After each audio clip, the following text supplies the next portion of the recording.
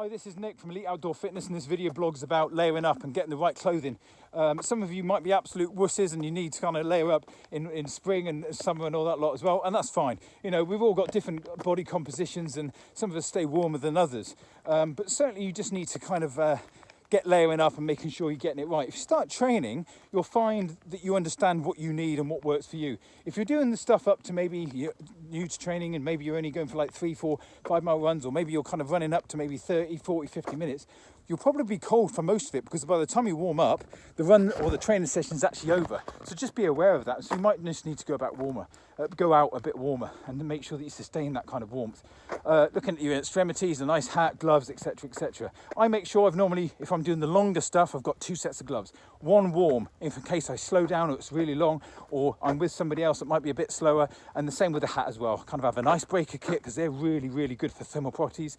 I have an icebreaker hat and gloves, and I also have a lighter set as well to make sure that when it's absolute Baltic, I can just take the wind chill off a little bit. I have this jacket here, it's a Rab, is it shadow hoodie or whatever it is. It's windproof, slightly waterproof as well. It doesn't get too heavy when it is wet, and it's got loads of venting kind of bits in it as well, which is pretty good. I wear this in the Arctic when I do my Trident adventure expeditions and stuff. And so it's about finding out something that doesn't just work at like -5, but also when your core temperature and the sun comes out and it's 10 degrees, you don't have to be taking everything off. You can just kind of make sure you're venting stuff or taking the jacket off instead of stop-starting all the time. Now, there's plenty of videos on Elite Outdoor Fitness. If you're not a member, then become a member. It's like 2 weeks free and then 15, 20 quid depending on how you pay. And there's loads of information on there. And part and parcel of what I teach, if you look closely at all my videos, is about what keeps you motivated to keep training. Instead of just training for 3 or 4 months and doing an event or 5K and then wrapping and never doing any training again and then coming back to us in about 5 years' time. Because that's what most people do.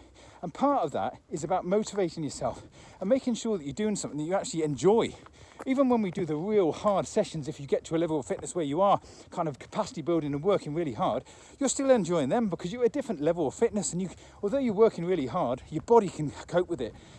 What you're working hard at when you're doing 80% of something when they're unfit is the same as somebody that when they're working at 90% and they're really fit. And it feels the same. If anything, the fitter you get, the better you'll feel about your sessions.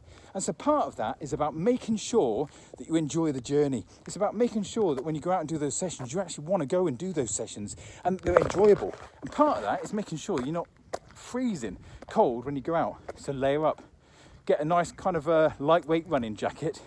Go away from the normal kind of things. Just go into a shop and have a look at it and think, actually, I could run in that. It takes the wind off and that. And maybe you just go out and practice and wear like 2 leafer tops underneath and then a light warm top like that. If you're wearing just a Gore-Tex jacket, yeah, they're great for taking the wind off and the rain and all that lot, but you're baking them and they will actually bake and increase your core temperature. So you've got to be fully aware of that. Look, I hope this helps. Any other information you need, then get onto our Elite Outdoor Fitness forum online. There's plenty of information on there. Thanks for listening. Chat soon.